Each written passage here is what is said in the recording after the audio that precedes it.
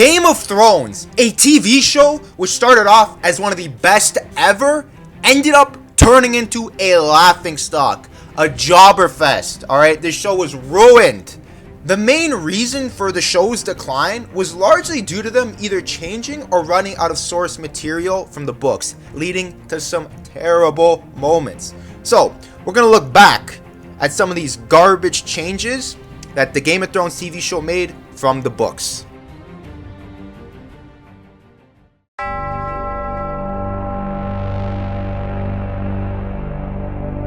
Now, to the show's credit, the White Walkers looked great throughout like the first 5-6 seasons. They looked great.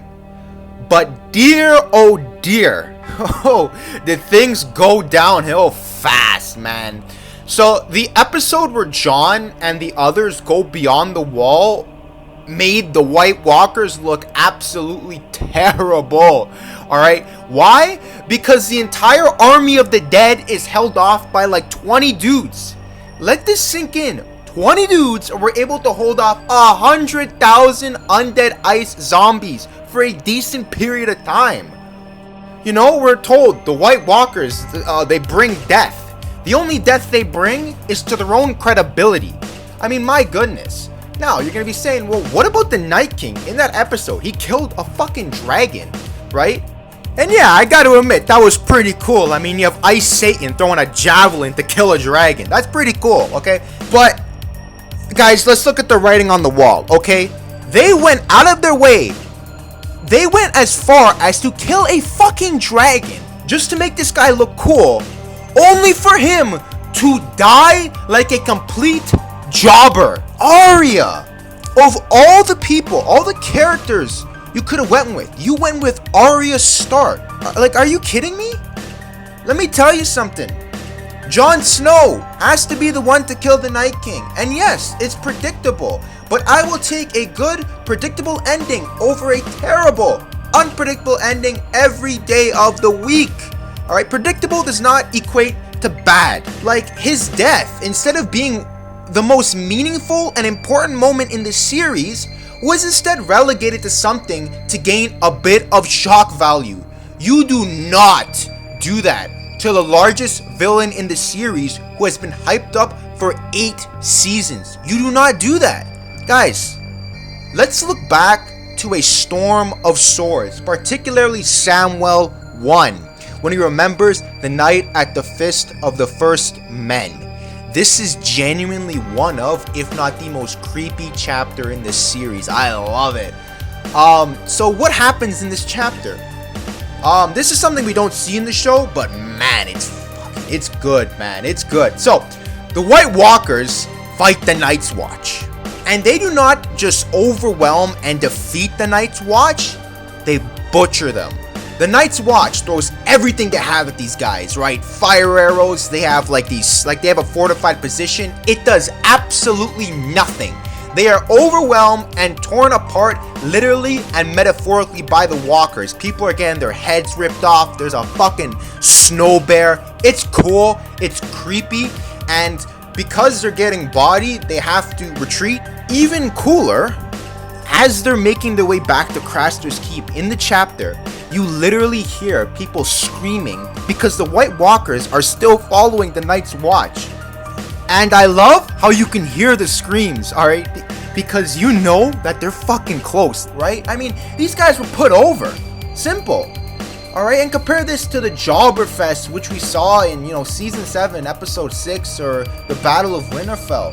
Or even, like, the earlier scenes, in the show, like Hardhome. Like, two totally different iterations of the White Walkers. The ones from Hardhome and the ones we saw in the Battle of Winterfell. Alright? And, like, their strength is also just really inconsistent. Like, we see them obliterate the Dothraki. They overwhelm the Unsullied. Like, two of the best armies, whatever you want to call them in the show. They don't stand a chance. Yet once they're in Winterfell, they can't even kill fucking Sam Tarly. Like, what are we doing? Alright? There is no other way to put it. The White Walkers had a shambolic run in the Game of Thrones.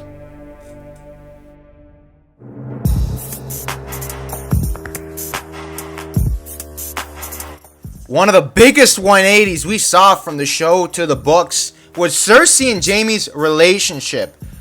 So, Jaime's shift in morals juxtaposes Cersei's descent into madness. So while Jaime becomes more noble and honorable, Cersei gets more and more crazy, right? You know, Jaime's story is about redeeming himself, about getting out of the shell of the man he has become and turning into the man he always wanted to be, all right?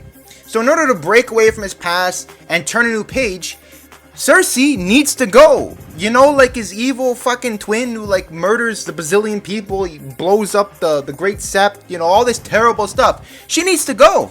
And we start to see this in the show, alright? Because in season 7, Cersei and Jaime have a falling out. And it seems like, alright, Jaime's finally moved on from Cersei, right? And this was basically all but confirmed when Jaime gets with Brienne, who is about as far from Cersei as a character could be. But once they defeat the White Walkers at the Battle of Winterfell, Jaime's presented with a choice. Either stay with Brienne, who's the epitome of what Jaime aspires to be, or return to Cersei, who just tried to have him murdered and commits atrocities like every fucking day, right? So, you know, Jaime, committed to turning a new page in his life, surely stays with Brienne, right? Right? Oh, fucking course not. This is Game of Thrones Season 8. This was terrible. I mean, what were they thinking? Like, you know the trope on TV where someone will have an angel and like a demon on their shoulder, right? They're both kind of whispering the good path or the bad path. Well, that's basically what happens to Jaime, and he chooses a demon. What? His whole story is about redeeming himself. And this culminating moment, he chooses wrong. Let's talk about the books and why they're better. Cersei and Jaime's falling out in the books happens much sooner, and because of Cersei's genius political moves, she finds herself imprisoned by the High Septon. Okay, so desperate, she sends a message to Jaime, who's in the Riverlands, basically saying, hey, I need your help, I love you, I love you. Now, while Cersei sends out this message to Jaime, Brienne sees Jaime and requests Jaime's help, which is the whole story in of itself, right? So, Jaime's presented with a similar choice. Either go with Brienne and stay in the Riverlands, or return to King's Landing to dig Cersei out of the grave she just dug herself in. And what does Jaime do? He burns the message. He burns the message. He's had enough of Cersei's shit. He realizes that she's evil, and he says, no, I don't want anything to do with you. Also, the quote about, I don't care about the common people. I just committed one of the worst crimes you can commit. Basically, almost ruined my life to save people, but I don't care about the common people. Oh, man, they really had it out for this guy, man. It was a total 180 from the books, and it was a total garbage decision. I fucking hate this.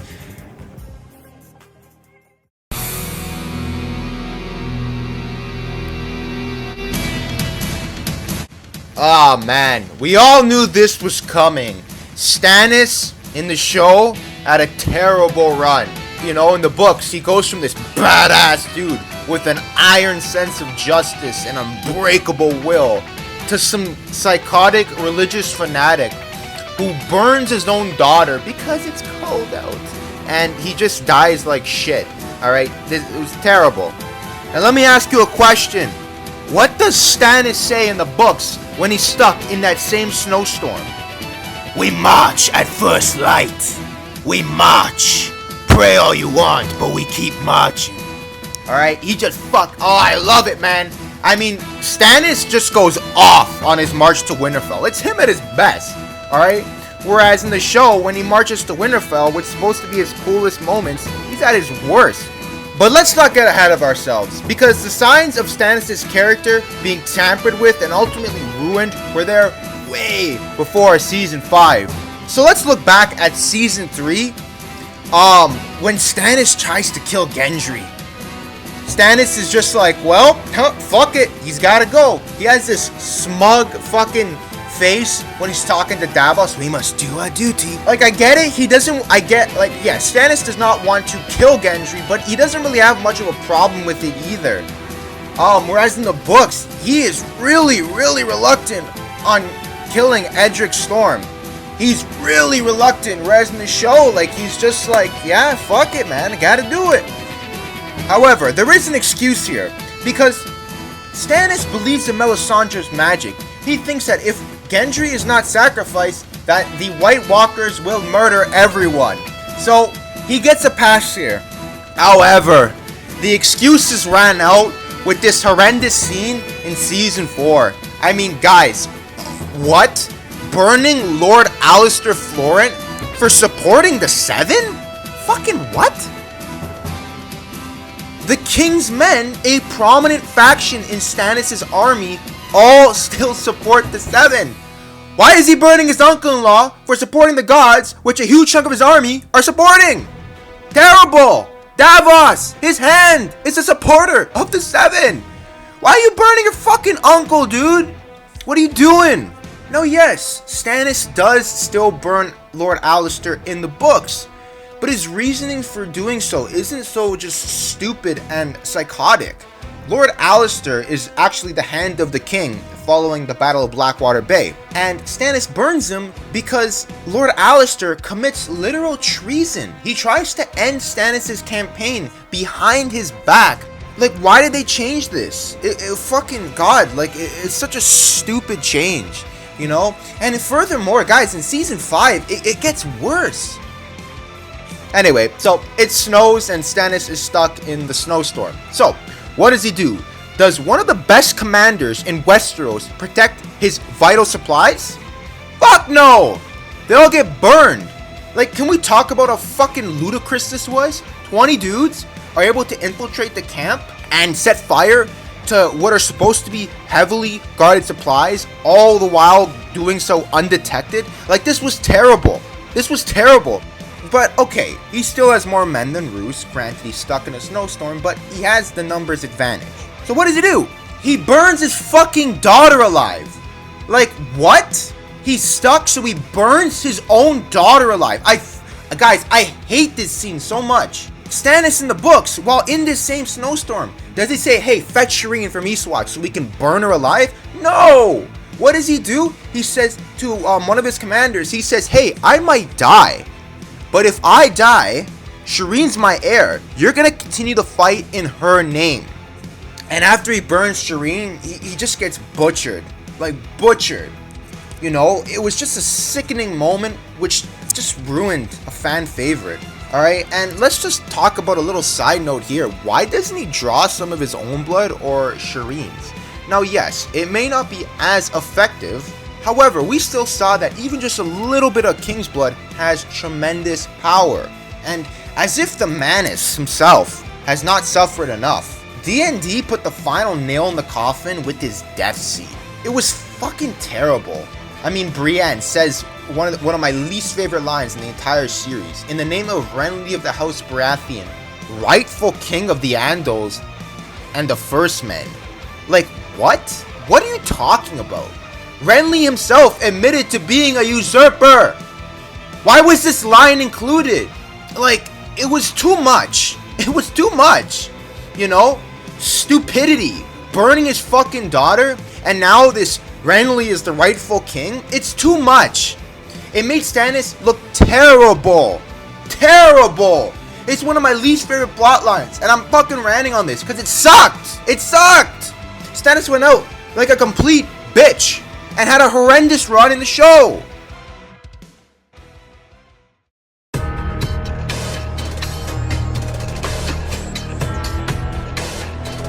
Oh God, alright, what did they do to this guy? Oh, you're on Greyjoy.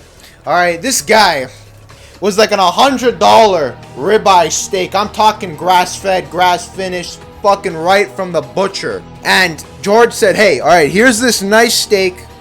Take it, D&D. So, what did D&D do with this beautiful grass-fed, grass-finished steak right from the butcher? They threw it on the grill, had a nap, and woke up to a charred piece of meat. Okay, they ruined it. They ruined it. The guy who can be argued to be the most evil and menacing character in the books is just some random no count in the show. Guy is a fucking man-child, alright? He wants to fuck the queen and fight and all this, nonsense. He's not imposing. He isn't funny. The only thing he is a bum. However, things are much different in the books. And to put it plainly, Show Euron is a pacifist compared to his book counterpart. So in my opinion, Book Euron is the most dangerous man in Westeros. Why? Because he has no boundaries. Even guys who are the bottom of the barrel, Roose Bolton, Tywin Lannister, at least these guys have boundaries. Euron has none. He'll do anything. Alright, let's take kinslaying for example. It's about the biggest no-no you can have in the series. So what does Euron do? He kinslays on numerous different occasions. Why? Because a huge part of his character is about mocking these ancient laws, mocking the gods, just being downright evil. But to properly illustrate this, let me go over one of the most disturbing things in the series. So, during Euron's campaign on the Shield Islands, Euron seduces a girl named Thalia Flowers. The girl becomes infatuated with this charismatic king with this smiling eye, right? And Euron gets her pregnant, and she kind of disappears for a bit, right? We don't see her in Dance with Dragons, but when we do see her again, things are a lot darker. So Euron is currently trapped between the Redwyne and Hightower fleets, and in order to get himself out of what seems to be an impossible situation, Euron plans a sadistic blood sacrifice. As seen on numerous occasions, there is tremendous power in King's blood. Thalia, with Euron's unborn child, would have King's blood. And I think you guys know where I'm going with this. So when we do see Thalia again, she has her tongue torn out, and she's tied to the mast of his ship, naked and beaten. As he sails into battle, Euron plans to have Thalia, his unborn child, and his brother murdered to aid this blood sacrifice. Like, that is some next level villain shit. And he's also really fucking cool. Okay, I know, I just talked about something really disturbing, but he's really cool. I mean, fucking Valyrian steel armor, dragon horns, all this shit, alright? He has some awesome speech where, when men see me, they pray, I mean, he's really cool. And man, they ruined him. They ruined him in the show. Why? Dude, there is no fucking way D&D thought that their Euron was better than George R. R. Martin's Euron. There is no way anyone could logically think that. There is no way. I mean, why did they change Euron? Why? What the fuck? Ruined one of the best villains for some jobber.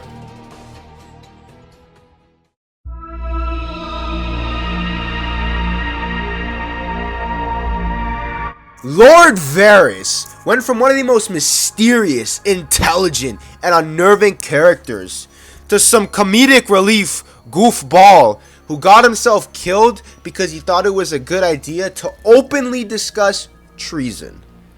But when we first see Lord Varys, he's shrouded in mystery. Every time he's on screen, it's always like he knows something we don't, like he's one step ahead. His vast knowledge and spy network make him seem near omniscient, and this causes even the most powerful of people to be wary of him. So unlike in the show, Book Varys is not a good guy. He's evil. He is much like Littlefinger because they both love to capitalize on the chaos that they create. Varys doesn't want peace. Varys wants Aegon the Sixth Targaryen, aka Young Griff, to rule Westeros. Varys murders Kevin Lannister, tells Tyrion where to find Tywin so he can kill him, and aids in Cersei's paranoia, all in an effort to destabilize the country so it's far weaker for when Aegon inevitably invades. He says he services the realm, but that's just his fucked up justification for starting wars and treating people like tools. The guy may very well be the best player in the Game of Thrones, as his scheme of putting Aegon on the throne will likely come to fruition. The only thing which could derail Aegon and Varys himself are the White Walkers or Dany and her dragons, which just goes to show the threat level of this guy in the books. So let's summarize. We have a guy who knows basically everything about everyone, is capable of outsmarting even the smartest of characters, and will overthrow the Lannister regime. So Book Varys is a big deal. So how does his show counterpart hold up? Well, not bad for the first 4 seasons, but man oh man, did they butcher your boy in the later half of the show.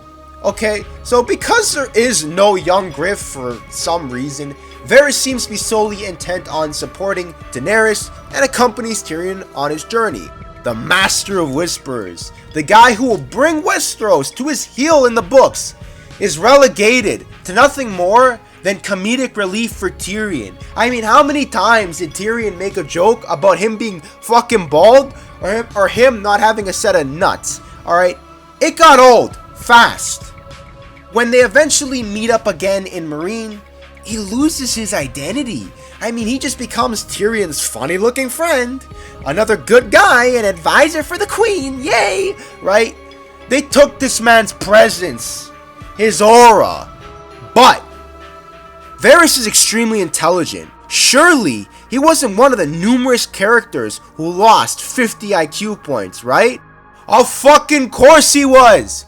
This guy turns into a complete and utter moron. He decides to turn on Dany out of fear that she will become another Mad King, and he decides to go for Jon Snow. So, how does the sly and conspicuous Master of Whispers go about this? Well, he openly discusses literal fucking treason with Dany's hand, giving Tyrion the full scoop when he's not even sure whether or not Tyrion will listen. Even worse, he tells Jon fucking Snow the same thing in broad daylight. What are we doing?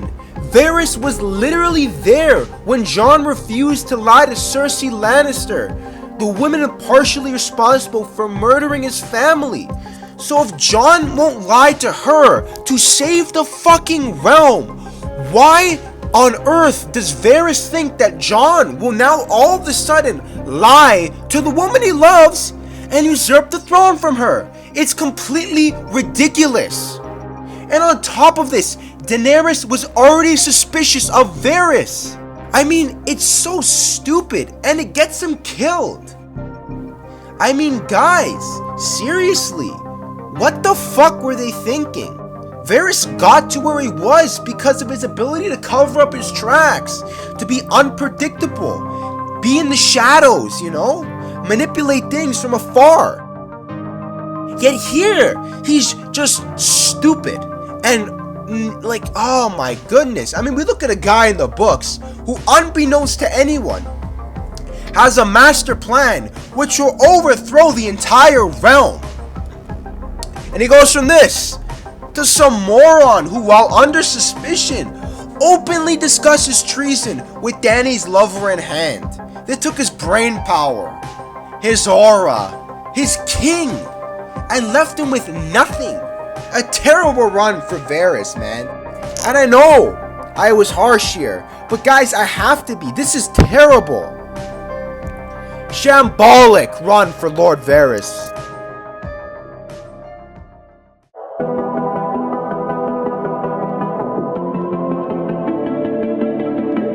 While Meereen in the books was by no means a fan favorite, I personally enjoyed it and was disappointed as to how the show went about things. The biggest problem with Show Meereen was that they removed/changed so much stuff from the books.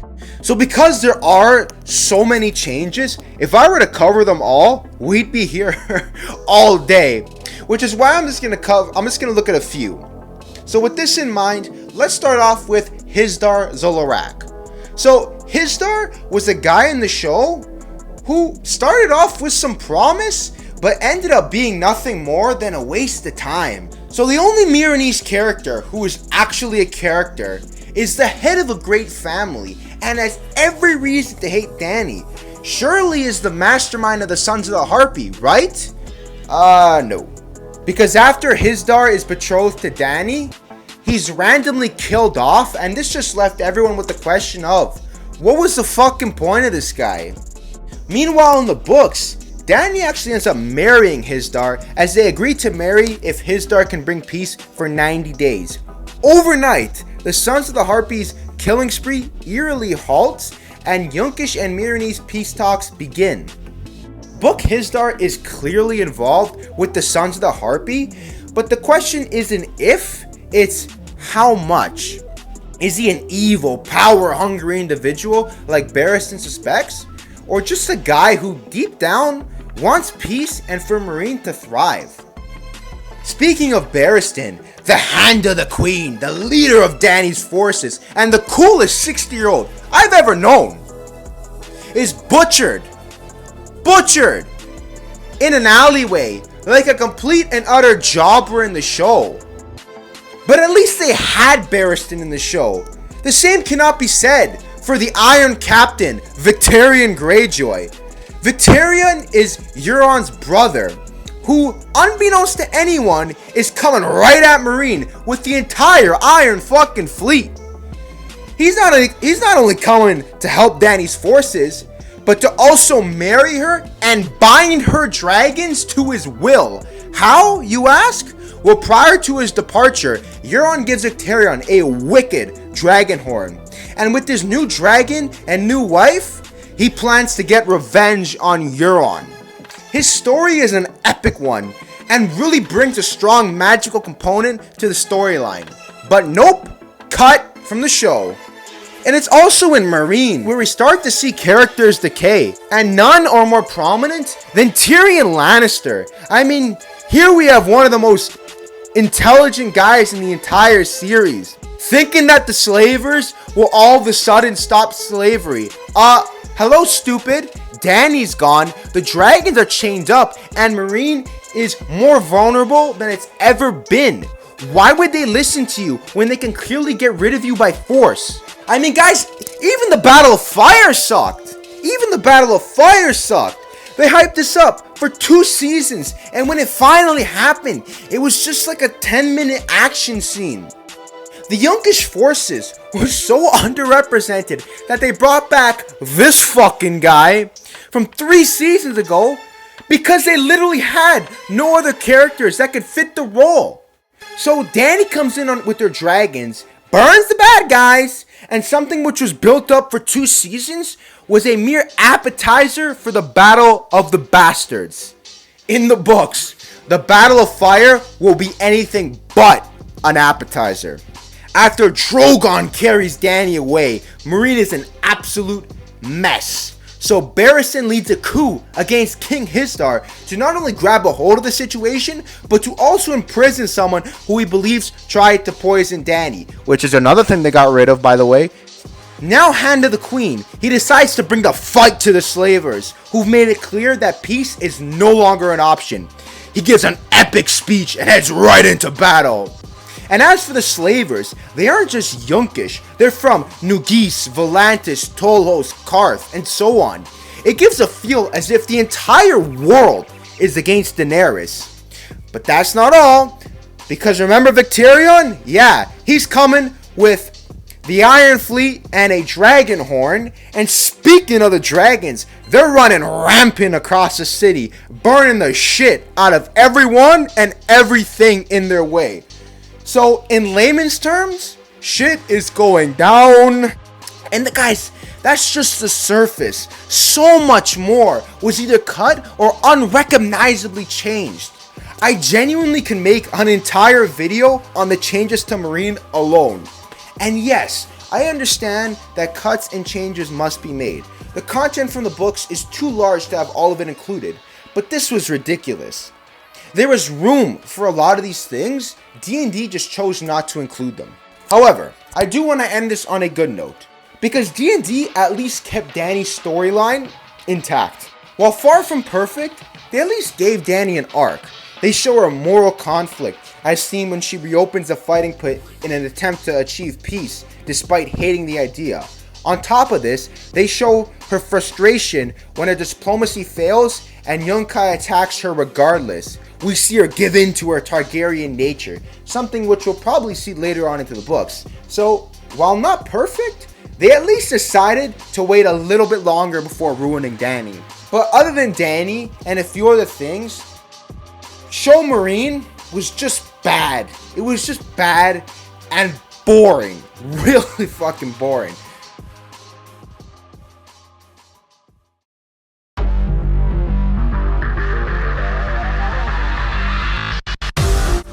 The Dorne plot was like Marine on steroids, because it once again changed so much stuff.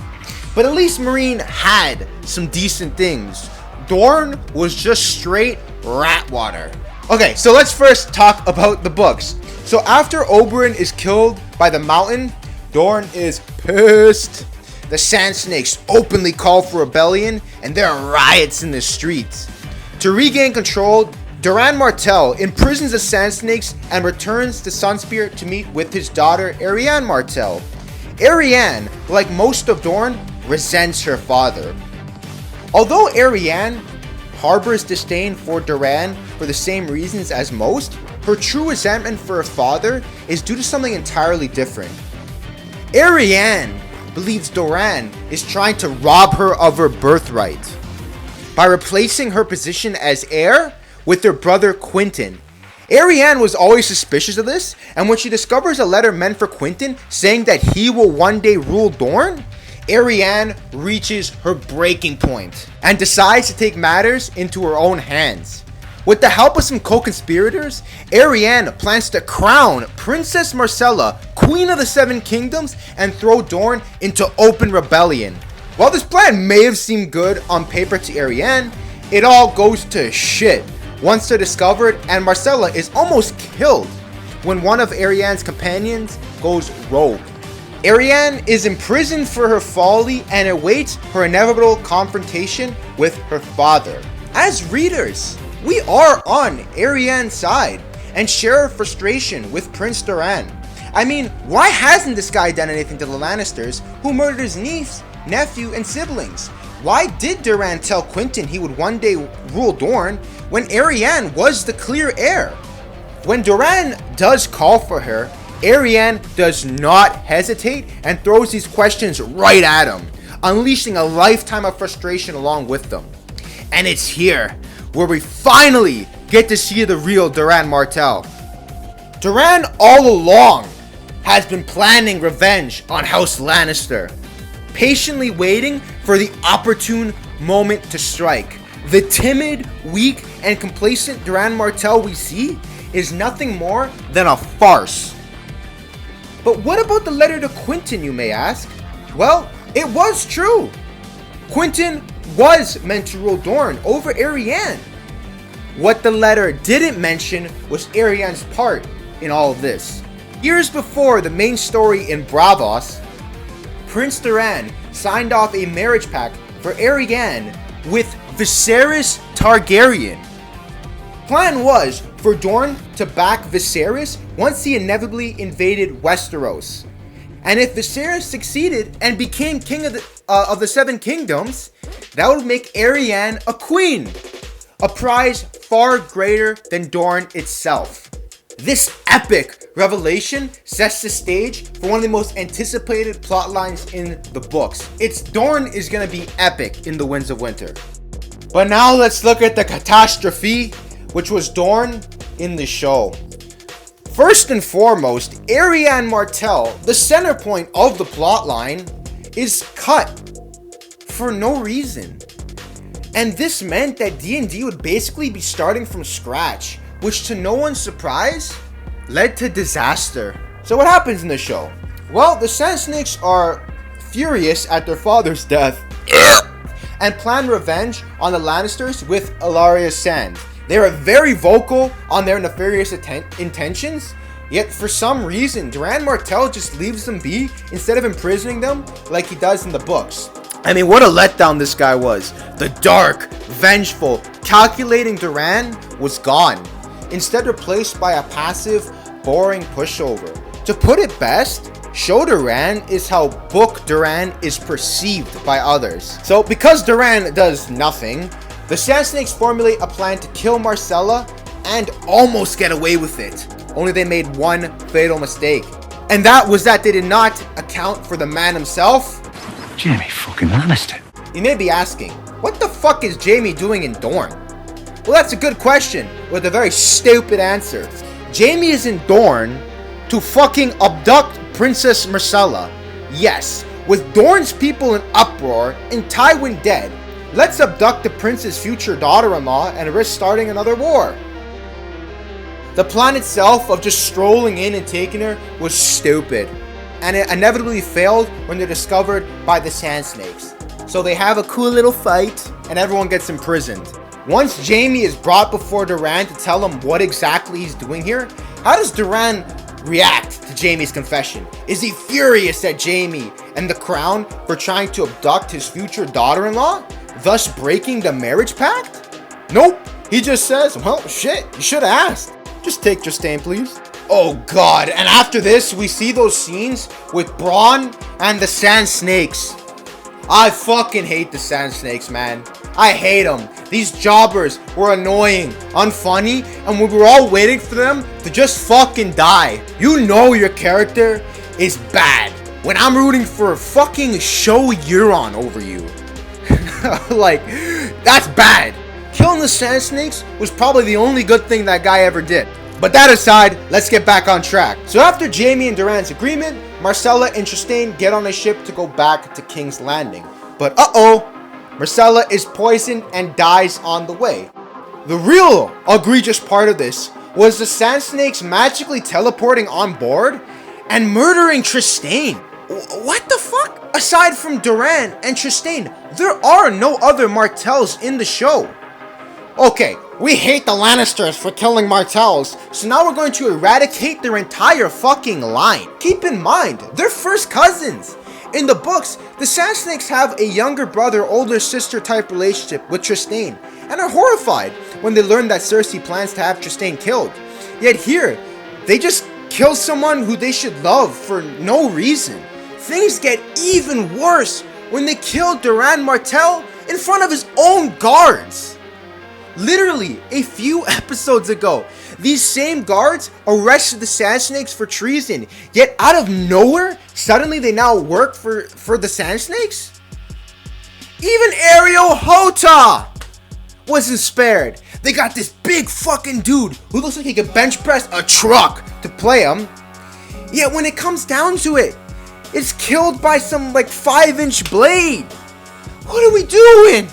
He was so cool. A good fight it would have been, he says. Are you sure about that? You sucked. It ruined him. I mean, guys, the Dorne plot was the beginning of the end for a Game of Thrones.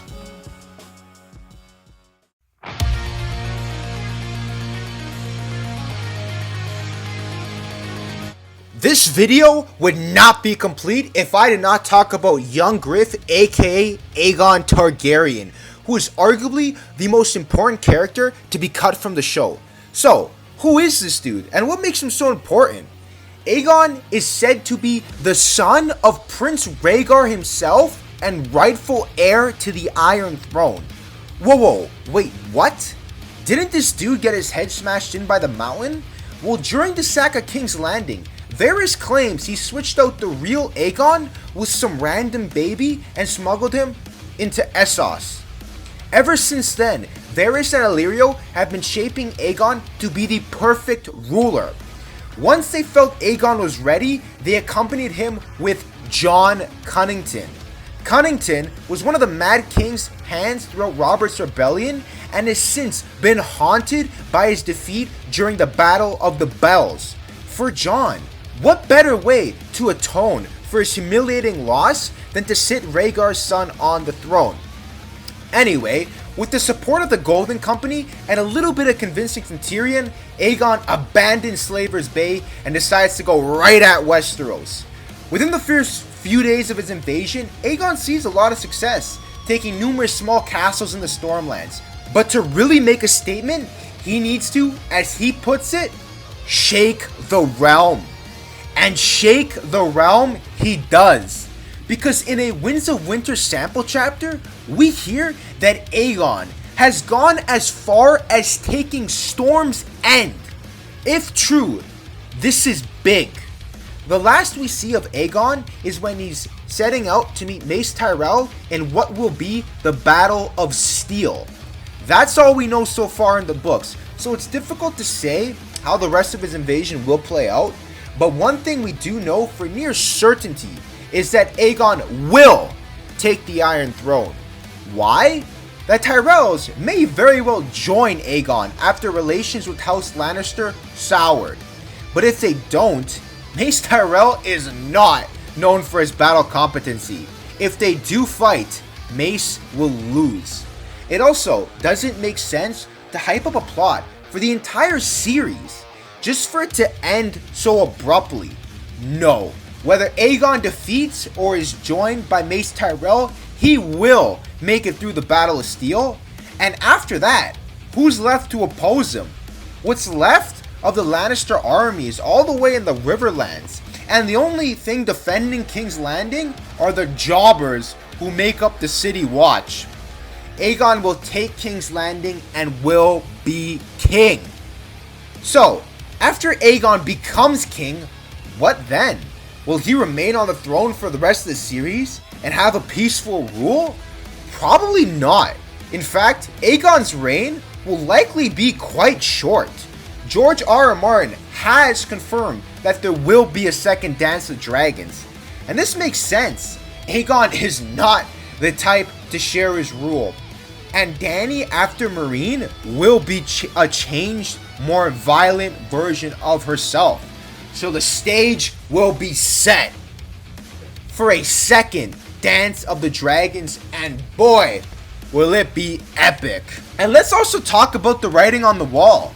And that's that this Aegon probably isn't even Aegon to begin with, and is instead a Blackfyre pretender.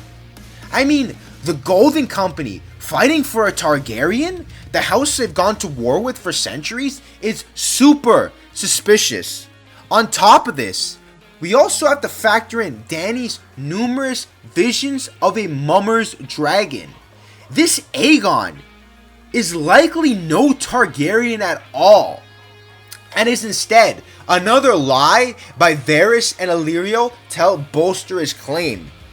Aegon is a game changer, and is one of the plots I look forward to the most in the Winds of Winter. Like, seriously, why was this guy cut?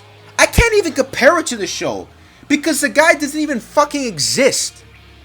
Aegon's storyline is important for Tyrion, Varys, Dany, the Tyrells, Dorne, the Lannisters, and so many more. I mean, this dude has only been in one book, and is already this important. Who knows who else will be tied into his story when he's king? This decision is what partially led to Dorne, Meereen, and other critical plot lines sucking. Because by cutting Aegon, it forced D&D to come up with their own stuff to fill in a massive content void. Cutting Aegon is a big part in the lack of overall quality and sloppiness we saw in seasons 5 to 6. Terrible decision to cut this guy. Okay, so let's recap at what we have so far. So, we have the White Walkers, Jaime and Cersei's relationship, Stannis Baratheon, Meereen, Euron Greyjoy, Lord Varys, Aegon Targaryen, and Dorne. These changes make up some of the worst changes the Game of Thrones TV show made from the books. I mean, these were all terrible, alright? And guys, I could come up with so many more. I probably will make a sequel to this video because there's so much stuff I could have included, but I didn't want this video being 5 years long, alright? It's already fucking long enough as is, alright? Like, Jon Snow, buried that guy. The North remembers. Yeah, okay. The North fucking did nothing when Jon and Sansa begged for their help. There's no way that would have happened in the books. Oh, Littlefinger, Sansa Stark. I mean, I can go on, alright? So, I probably will make a sequel to this video, so stay tuned, alright? Also, guys, huge shout out to the artists who make the art for these videos. Without them, I literally would not be able to make this video. Thank you so much, alright? And also, another thank you to the other artists. The guys making the background music for this video, alright? I got some epic tracks here, alright? Some epic tracks. Check out the description, alright? They're all there. And yeah, I hope you guys enjoyed this video. I had a lot of fun making this. Let me know. Do you guys want more of this? I mean, I'm just kind of getting my foothold here on YouTube. So let me know, you know? You want more of this? Fucking yeah. You'll have it. And I think that's it. So yeah, this is the Italian Man 26 signing off. Have a great day.